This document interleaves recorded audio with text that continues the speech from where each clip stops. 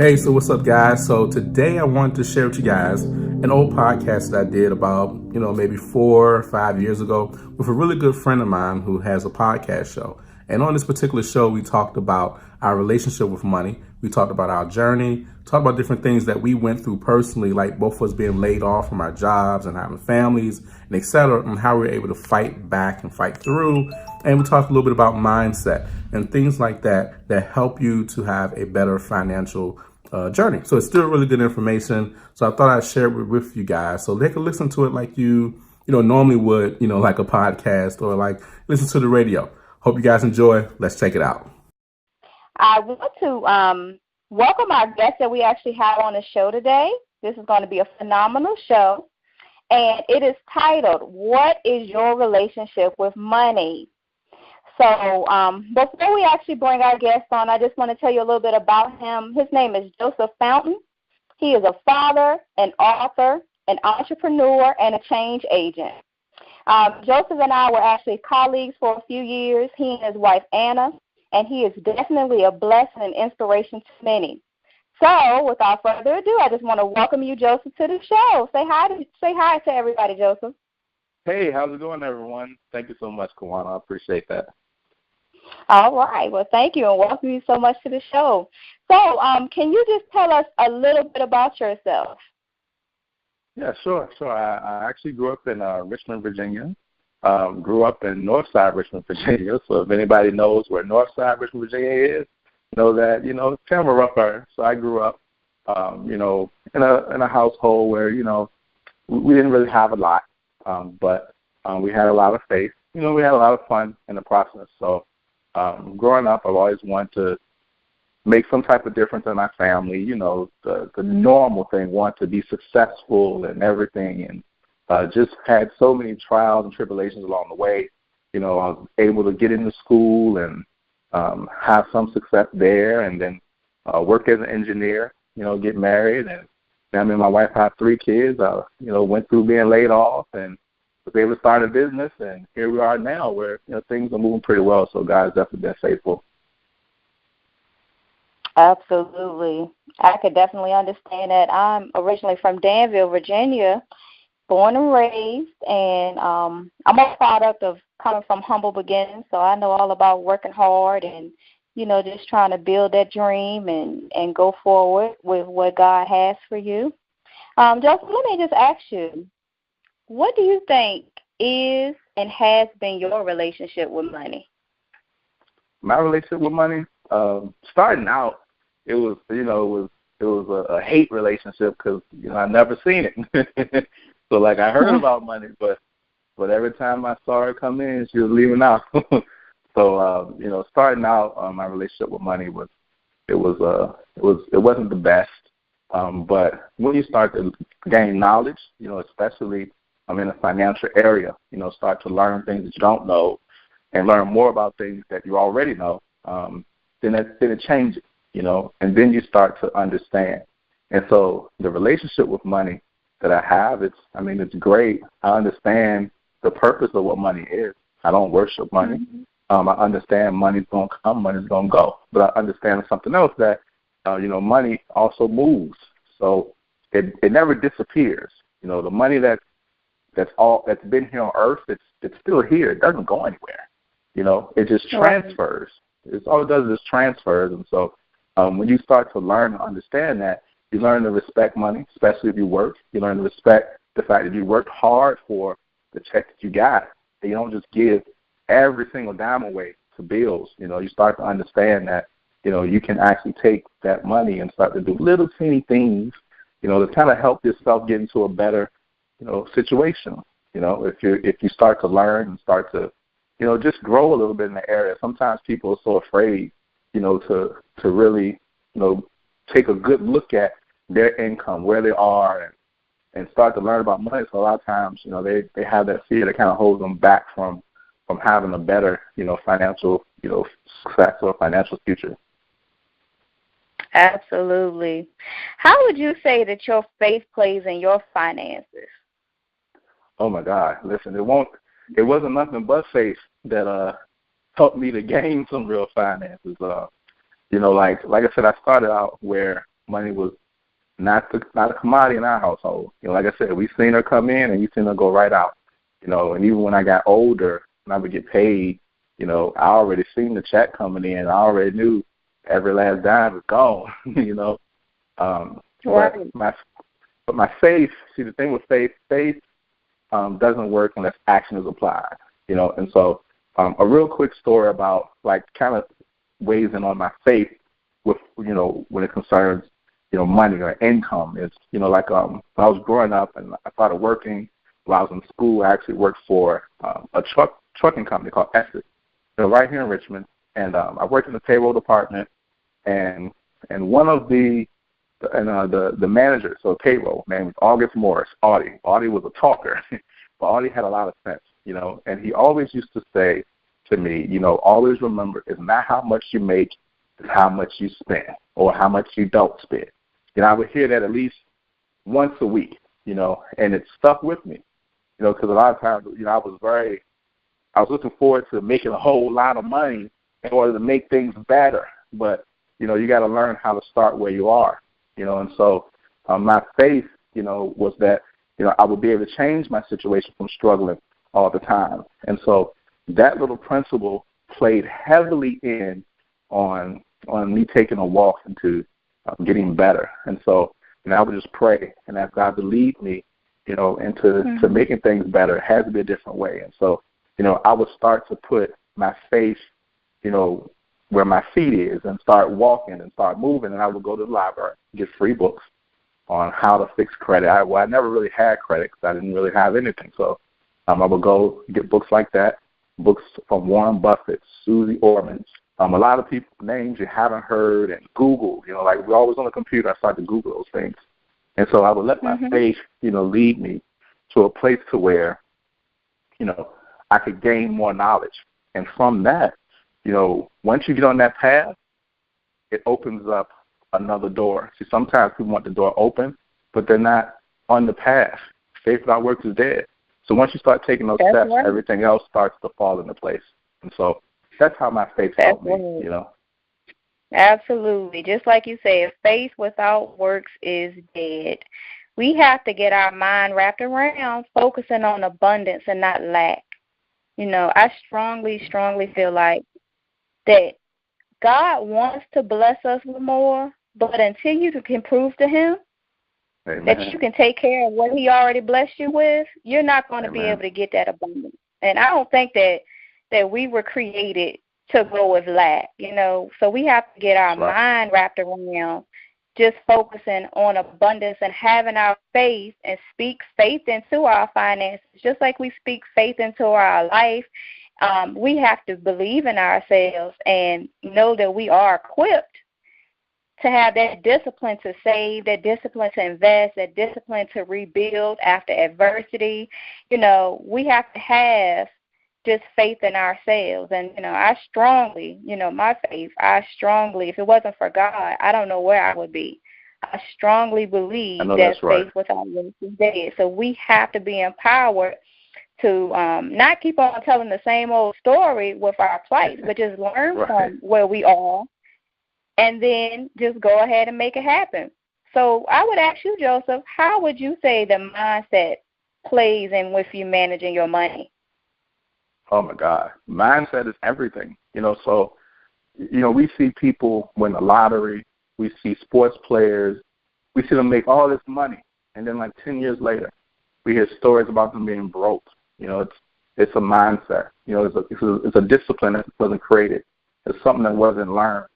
For someone to make millions of dollars, or someone to hit the lottery, get $50 million in 2 to 3 years. This is a real statistic. Most people that win the lottery within 3 to 5 years are back broke. It's because it's a mindset. Mindset is heavy. So you have to work on learning more. You gotta learn discipline. So sometimes when I'm talking to people about something like investing, I'll tell them something so it seems silly to them. I'll say start with $10, $20. Most people didn't know they could even invest, with that little bit of amount, but I would tell them to start with something small so they can create the habit, because once you create the habit, it's the habit that that makes it all work. You can make as much money as you want, but if your mindset ain't together, ain't nothing happening. You're just constantly. I know a lot of people who have made millions. However, you can't find none of it. You can't find $50,000 anywhere. You can't find 10 because their mindset is bad. You know what I call that? I call it the MC Hammer mentality. We have to be too legit to quit, for real. Like, we cannot afford to have that MC Hammer mentality, splurging, helping everybody, not helping ourselves, not investing, not having an accountant, looking over our finances. That's how all of the rappers and singers and different people end up landing in jail, because you're not being mindful of where your money is going. Right. And you have to be mindful of what's going on with your money. Right. And here's another thing. Sometimes when we get stuck, so if a person is used to not having money or they don't have money, it's very easy for them to get into a place where they're used to not having money. Just like the person who has money, it becomes a habit and they get used to having money. And so sometimes our situations, so say like me and you, like when we talked about like coming out of a place to where money wasn't, around as much and we didn't have much of it, it's very easy that a situation can change for you. But because you still have a broke mentality or a victim mentality or a spending issue or whatever the case is, you're in a different place than you were where things are okay, but yet you still bring that same mindset into a new place. And those things just don't work. And so mindset is very key, in order to just start having that financial success. It just doesn't matter where you are. You can start where you are and have success. But if you can't get your mind into the place of saying, like, I can do this, or wanting a change, and sometimes you got to put your mind where you want to go way before you get there, in order to make things work for you. Right. And then on the flip side of that, Joseph, I also feel mindset is key, but we also have some hurting people, some people who are still recovering from the first recession we just recently had. Hopefully we don't have another one. So we have to also be healthy. We have to be emotionally healthy. We have to be not just spiritually or, financially healthy. We have to be emotionally healthy, because a lot of times when we're not dealing with other issues that we have going on, it can drive us to spend. It can drive us to have spending addictions and compulsions and have issues with pride and not wanting to ask for help and just suffering unnecessarily. Issues with your shame that you're not dealing with yet. Issues with rejection because of failure. Losing a job is hard. And I can be the first to admit, I have lost a job. I have been laid off before. I know how it feels. And all that does is create a lot of fear in your life. And with fear, you can't operate like that. It creates a lot of shame. You have to face your family and still have to explain why bills can't be paid or almost possibly lose everything that you work for. So we have to wrap our heads around, we have to be healthy. We have to make a pledge to get healthy and stay healthy, and then also have our mind restored so that we can have the correct mindset. Absolutely. I mean, it's very vital, just like what you're saying, like I alluded to, like I've been laid off, and after working your way up, you know how it is, you work hard, and then you get laid off. Like, what? And so that's a tough pill to swallow. It is, especially when you got a family, because then you gotta keep your faith up. You also gotta help them keep their faith up, And situations like that, like just like you're saying, I know personally, like I didn't get depressed, but I was almost there. Like I was angry, but I had to really, like you're saying, I had to heal myself from the situation. And then I had to, kind of make fun of it, say, God just had a sense of humor. He must threw me off the cliff because I had wings, I just wasn't using, and look at the situation differently. And because a lot of times we get things like that. So like if anyone's ever been laid off, a lot of times what happens is we start to make our environment, we start to put that emotions, the mindset of just losing the job or not having income. We start to put those things into our environment in our home, and then it affects everybody. And then we're upset because now we can't get along, or everybody. It just brings a tense situation to where this is where you need to be your strongest. This is where prayer has to be real prevalent in your life. This is where happiness has to be its strongest point, or you won't make it through. I've seen a lot of people go through that, and I've seen a lot of people lose their houses, lose their marriages, lose everything, and so it's very key that you do those things and you try your best. I'm not saying it's easy, but you try your best. Give yourself an effort every single day, and then eventually become a habit. Do things that may not cost nothing. Like we would go out to the park and feed the ducks, or we take a little change and go get some ice cream, or red box it, or whatever it was. We do something, or drive around and look at houses. We would drive into to neighborhoods, really high-end neighborhoods, houses of $5-10 million, and just dream. And then go into the model home, and they're like, hey, you're interested in buying? Not yet. We just looking. We might be looking. We just in here. We'll take our time in there and record and just do things to help build our faith. Not saying that we wanted a house that big, but just do things, to help build your faith versus things that help feed your fear, That's right. So because we have to constantly build our faith, we have to build our confidence back up. It's tough trying to rebound from adversity. And, whereas you said you may have gotten angry of the situation, I actually suffer from severe depression and anxiety, amongst other things. And I always would say, I hit rock bottom, but maybe I hit rock bottom and God knocked me down so that I could finally look up and look to Him. Amen. Right. And at the end of the day, we survived, So anybody listening, just understand we're coming from a place of transparency to let you know that you can survive, you can make it. Because I had some hard days, and at the end of the day, once I finally was able to just surrender and just give it to God, do what I can, and then let go of what I could not, I could just be okay with it. That's where peace could set in, When we're strong, we are survivors naturally. So, anybody that needs advice, the best advice is to just work on your emotional healing if you are suffering in that aspect, because until you can get emotional control, you won't be able to have control of your finances, because you won't be able to wrap your mind around being able to have that healthy relationship with your money. Just like we want to have a healthy relationship with our loved ones and with ourselves and with God, we have to be able to have a healthy relationship with money, and you can't do that if internally you're not healthy. Right. Absolutely. So another question I would just ask, that was a little deep over here, but going forward, what would you say your best advice would be for people looking to get out of debt? Because many times we tell them, get out of debt, this will help you, but we need to understand the how and realistic steps and principles that's going to take us to the how to empower us to get out of debt. What would you say your best advice is to get started with getting out of debt right now? Right. Well, the first thing, and I'll say from experience, even though I didn't necessarily have them like crazy debt, but I had things that were just held against me prior to us buying our house, and I started to learn about investments. During that whole time, went through a complete transition. And the first thing that I did is I prayed, and I said, God, just help me, show me the way.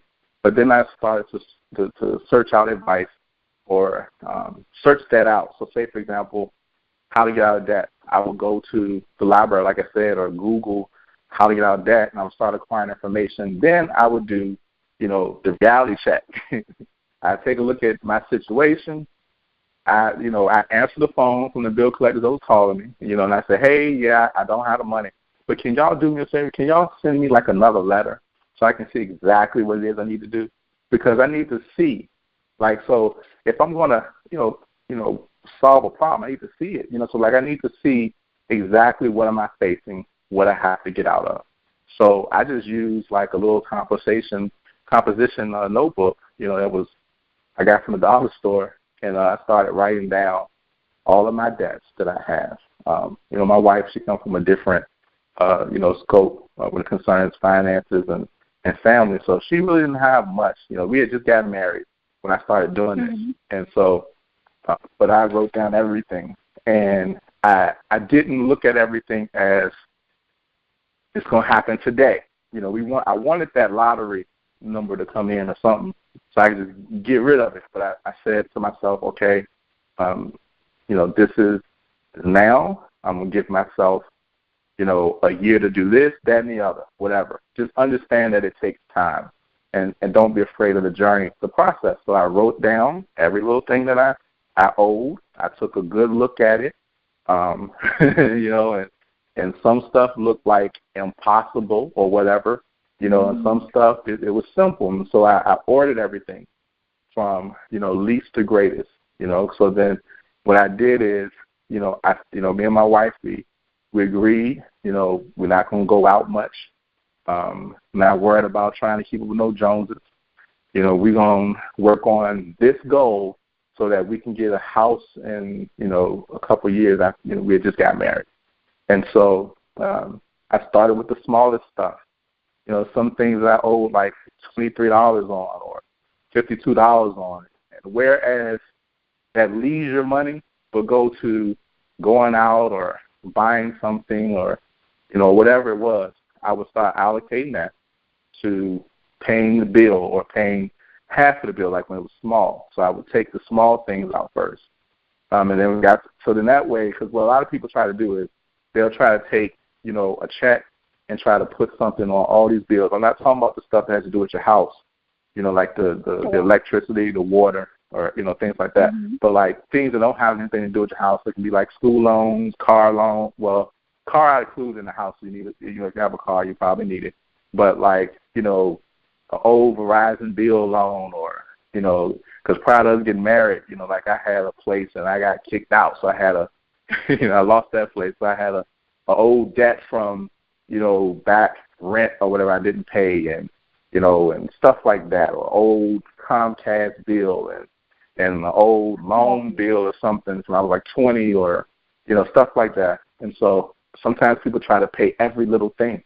Well, I'm going to take this check and put this on that and this on. No. So what I did is I would start with one and just work my way down and chop it down, It's like they say, what's the best way to eat an elephant? One bite at a time. And so I would take my time in doing that. In the same instance, I had gotten my credit reports and everything to see if there was anything else extra on there. And every time that I would pay something off, I would ask them to send me a letter showing it's paid off. I'd copy it, 3 times, and I'd do a letter and send to the credit bureaus saying that this is paid off. Even if they already took it off or it's been reported, whatever, I'd send it myself. So I did that every single time. And just took my time and understand it's a process, and in doing that one bite at a time, next thing you know, you get down to like where it's the end of the list and you have just one big bill to worry about. So now you can easily go into a payment plan by calling, the place. When you call a place and let them know you have an interest in really getting this done. Some places let you make very low payments, versus running away from it. They let you make very low payments. And that's what I did. But then when that tax money came in, we weren't concerned about getting no TVs, no shoes, or nothing. We said we're going to save this amount, and then we're going to take this chunk, and we're going to pay this.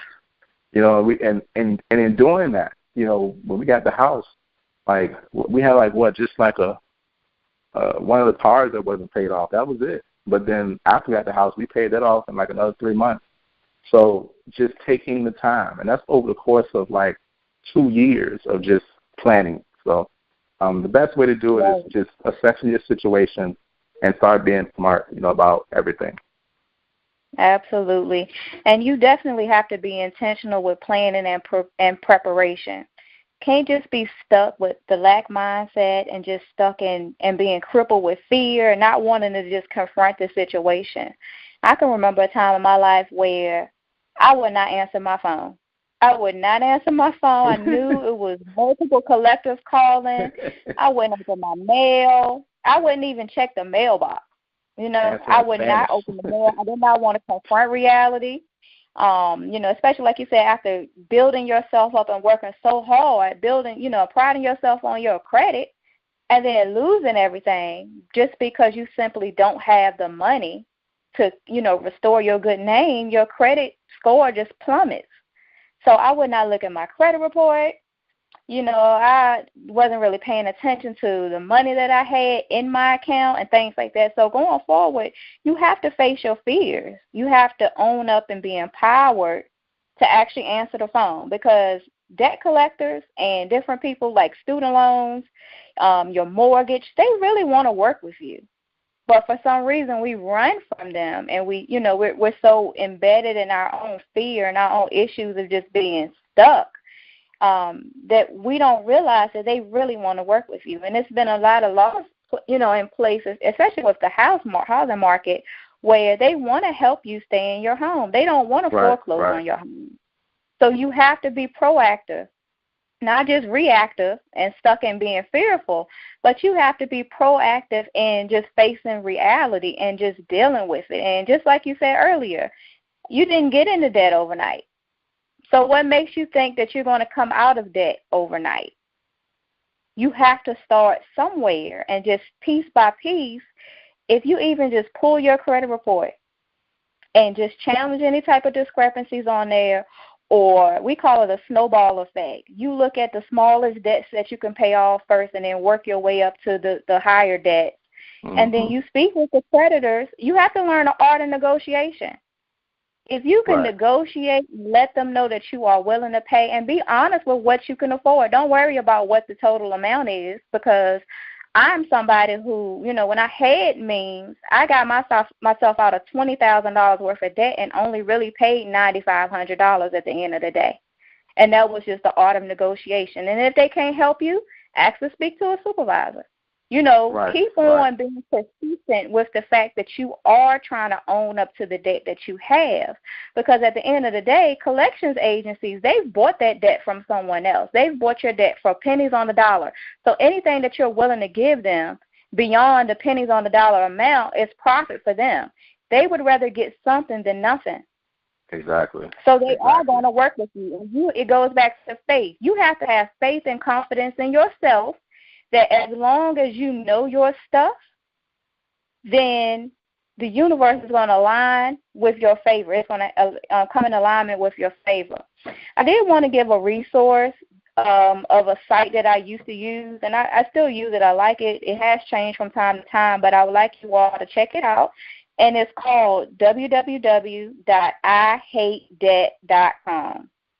This is what actually helped me while I was in the process of rebuilding my credit to get my first house, and just learning how to challenge discrepancies on my credit report.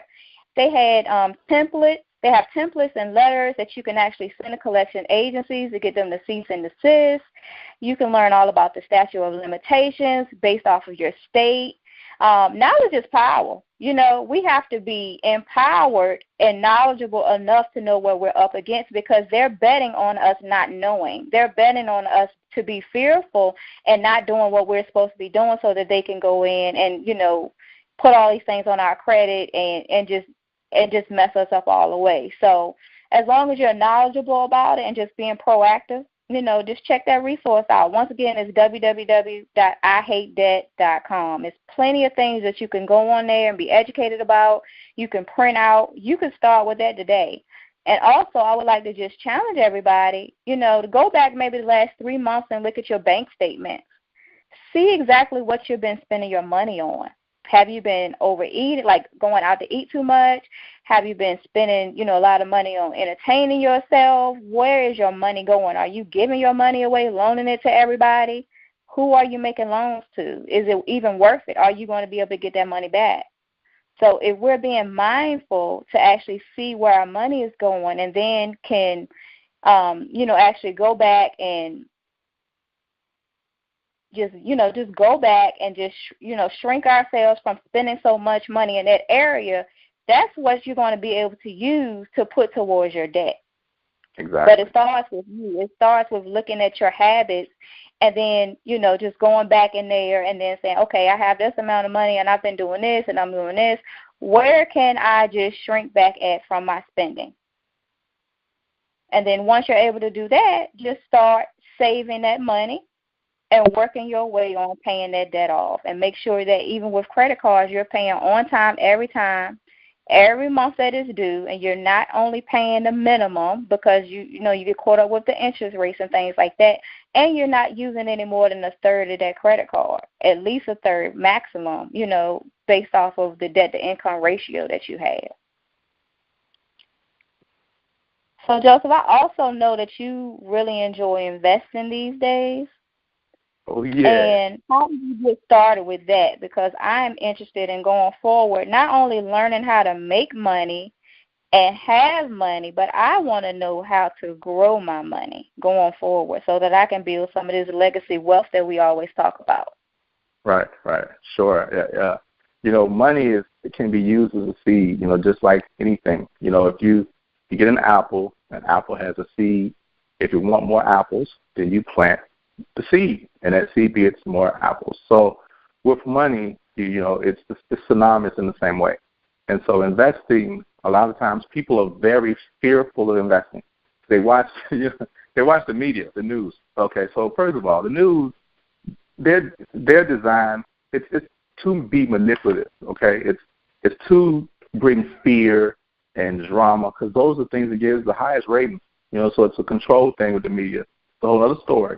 But the media will make investing or talk about the stock market or things like that where they make it seem like you should be afraid of it. And so what people do is they back off and they fear, well, I don't want to lose all my money. And you can't lose all your money. If you just learn a few things, you can learn a lot. So a lot of times people have that fear because of what they've been told about investing or what they've heard about investing. A lot of times people think you need a lot of money to invest. And so for me personally, I didn't know anything about investing. I watched my grandparents, do some investing with Dominion Power, because Dominion Power has a program where you can pay extra money on your bill. And they did that. They actually ended up doubling their money and got scared and pulled their money out. I had no clue what they were doing, but my grandma would ask me to read the newspaper to find this ticker symbol, Dom Rex, let me know the arrows up or down, all this other stuff. I had no clue what it was. And I would hear my mom always talk about it. But every time she would sit down with a financial investor, they would say, you don't have enough money to do it.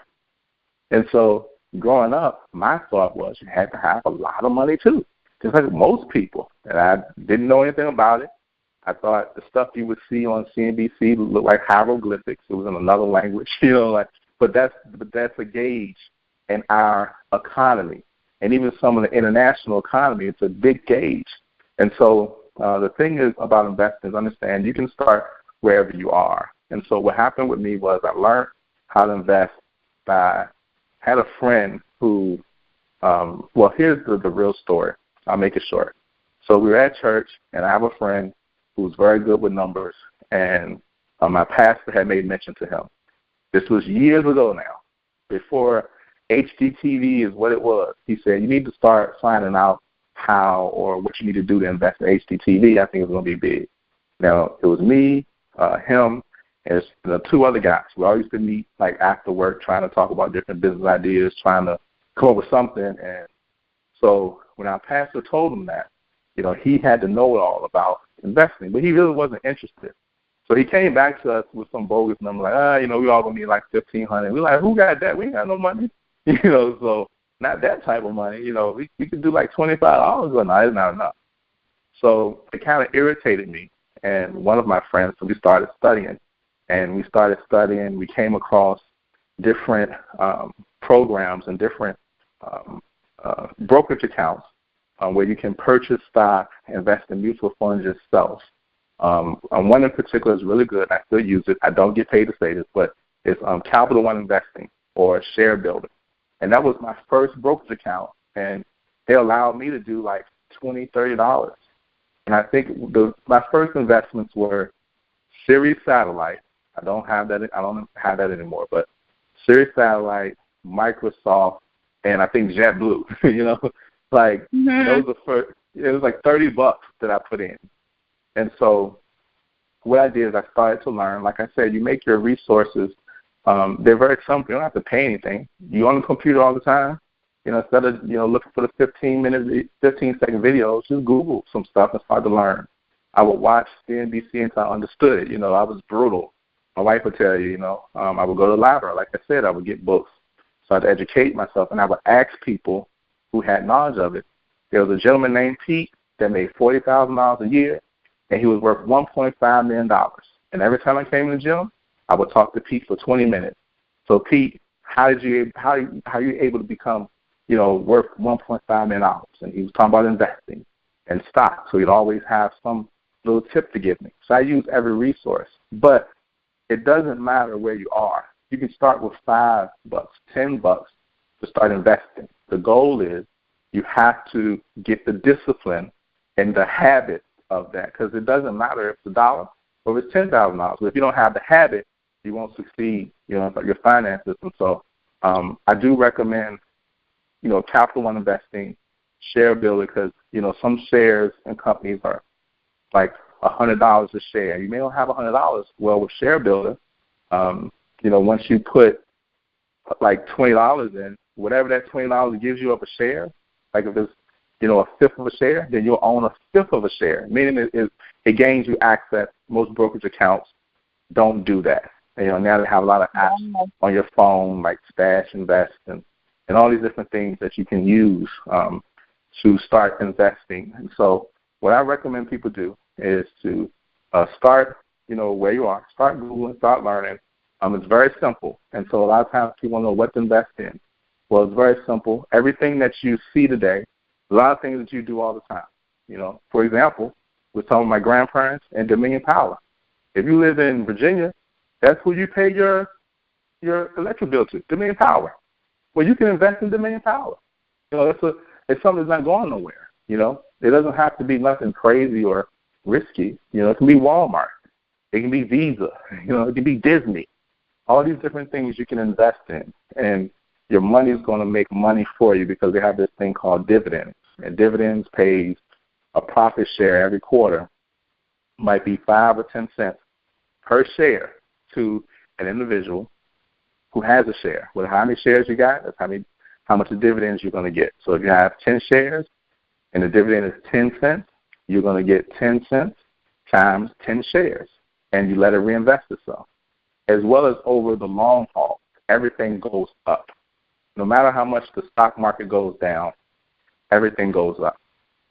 Over time it does. So if you look back 20 years, things were less expensive. We had our grandparents talking about buying bread at 5 and 10 cents. Well, how much is it now? So over the long haul, things always increase. So don't get afraid when you see the stock market going up and down. It always points up because that's just our economy evolving. So it's no fear. So, and if anybody needed any help or assistance, need to talk, you're welcome to contact me as well. I don't charge anything for helping people learn how to invest. And I have no motives except helping people learn like I've learned. Because I'm a little boy that grew up in Highland Park, and the stuff I talk about investing, most people wouldn't know I knew it. And so it's very simple. It's nothing to fear. You can invest in anything. But like I said, you can start where you are and be comfortable with that. And just know that when you get used to the habit of taking $10 or $20 dollars and investing in one company or investing in a mutual fund or something, and just doing that every single month or every single week, you'll find yourself in a better place just from those habits alone. Absolutely. And we are so thankful and blessed for you because it's one thing to just tell us what to do, but even to be willing to show us one-on-one what to do at no charge, that's a blessing. So a little bit later in the show, we will give you an opportunity to let people know how they can stay in touch with you, Joseph, and be empowered to invest. We have to be empowered to invest in ourselves. take back control of our finances. And, we have to just be about it instead of just talking about it. And in order to do that, just like you said with having discipline, we also have to know how to build the principles of our character as we go.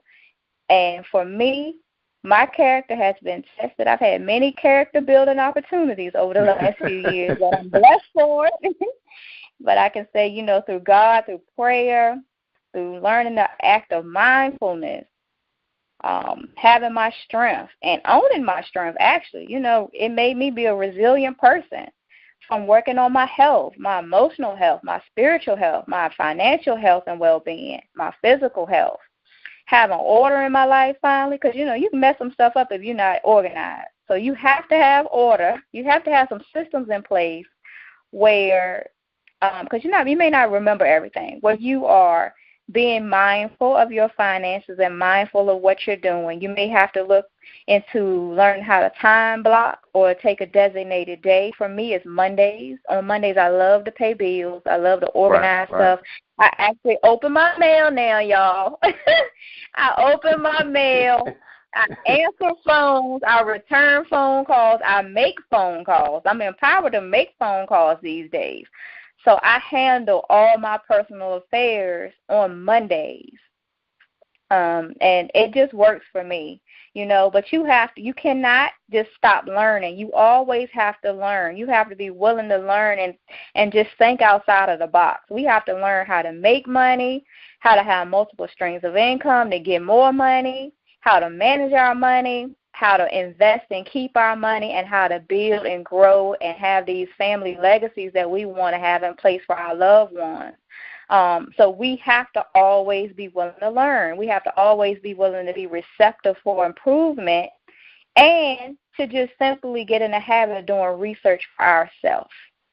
You can just start by subscribing to money-related magazines, watching TV shows. I love Susie Orman. Just like you mentioned, I love talking about money. It was another lady, African-American lady named Michelle Singletary.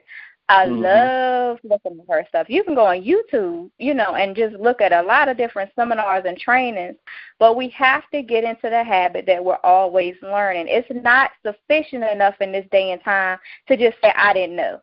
I don't know no better. Exactly. Because if you don't know no better, how are you going to do any better? We can't just keep saying, oh, I'm oppressed, or I got all this opposition against me, when it's the resources, the tools. We have people that are blessed to help us for free, training, all types of things that can better our lives. It's just that we have to take back control of our finances, get past ourselves, and be empowered to do better. Absolutely right. Absolutely right. Absolutely. So I'm just so excited. I'm thankful this series, because, when we start talking about money, it's you start thinking about a whole lot of stuff. Money can make you excited. Money can make you get all riled up. It can make you start thinking about what you should have did with that money, what you shouldn't have did with that money, what you can do with it. And I'm just so excited with these series. Kanye West said it best. Having money isn't everything, but not having it is. We have to remember, money is neither good nor bad. It's neither evil or a blessing. It is what we do with it. It's a tool. We have to be able to be empowered to use our money for the right reasons. That's right. I love music, hip-hop culture. And, just like how Beyonce has her song Formation out, we need to get in formation with our finances. Seriously. Right. I love how at the end of her song she says, always stay gracious. Best revenge is your paper. But I like to say, always stay prayed up. Best revenge is your favor. Oh, son, I like that. Without God, we have nothing. So when we're searching to fill all these voids by buying all these materialistic things that we think are going to make our lives better, we really need to look to the Creator first and let Him guide us. And we can never, we can't lose sight of that. We cannot lose sight of that. So thank you all for joining us. We're just going to wrap it up. We just have one more question for Mr. Joseph. He's given us all of these golden nuggets today. But Joseph, what would you say is the first step for us to start investing in ourselves right now? The first step to start investing in yourself is, have some faith and believe in yourself. What's the first step? A lot of times we want to do so much stuff, but we just don't believe. You got to believe in order to achieve. It's a foundation thing, right? So if you don't believe, you're not going to put in the work, you're not going to get the results. So what if you do believe? That's going to cause you to do certain actions that cause you to bring certain results. Because no matter where you are, you got to learn to be happy where you are. A lot of times in our head we think, oh, I'll be happy when I get to this place.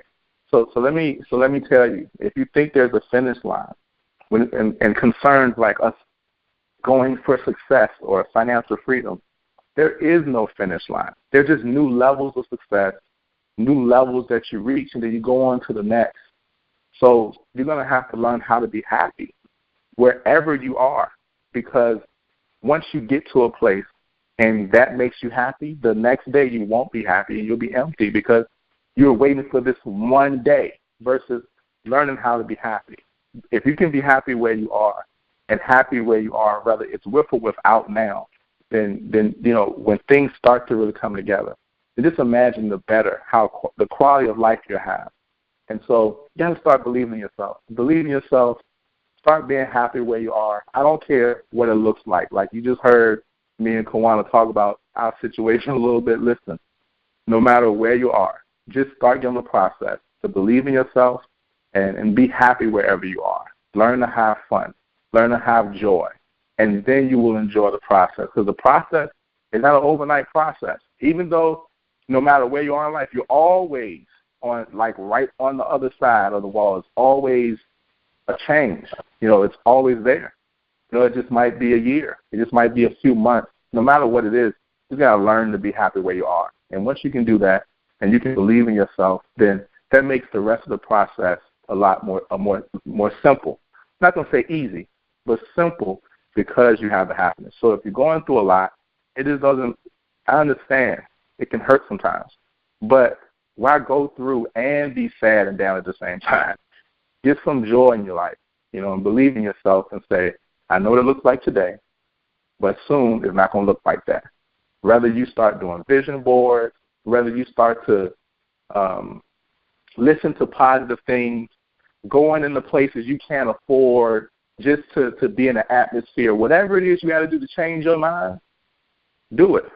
So that way that you can actually walk that journey out, because you're going to need that mindset all the way through. You're going to need that mindset to carry you from where you are to the next level, and then from that level to the next level. And then the great thing about that is you'll be able to turn around and you'll be able to tell someone, let me show you how I did it too, because I was where you are. And then that's the greatest thing. Like they say, you give a man a fish, you feed him for a day. You teach a man how to fish, you feed him for a lifetime. But here's the thing that they don't know. Once you teach somebody how to fish, they can actually turn around and teach somebody else how to fish also. So believe in yourself and be happy and just find some joy and understand that what it looks like today doesn't mean it's going to always be that way. That's right. Happiness is a choice. Live in abundance. God didn't create us to just live in lack and have a lack mindset and, always have all this unnecessary pain. Right. Choose to be happy, and be okay with if you only get 3 things accomplished in one day, that's okay. As long as you started somewhere. Success lies in your routine. Work on 3 tasks a day that you can do to better your life and better your finances. And then go to sleep happy. Go to sleep with being okay, not feeling like you're inadequate or you didn't accomplish this big unrealistic checklist that you created for yourself. 3 tasks a day. Make it easy. Live in simplicity. Try to get savvy. Try to cut back on some spending and save some money. And own up to your mess and be willing to face your reality. Once you're able to do that, I guarantee you the happiness will come back. And if you're already happy, kudos to you. Stay happy. try to empower somebody else to do what you're doing so that they can see how easy it is, or, well, how easy it is to just choose to be happy is what I'm trying to say.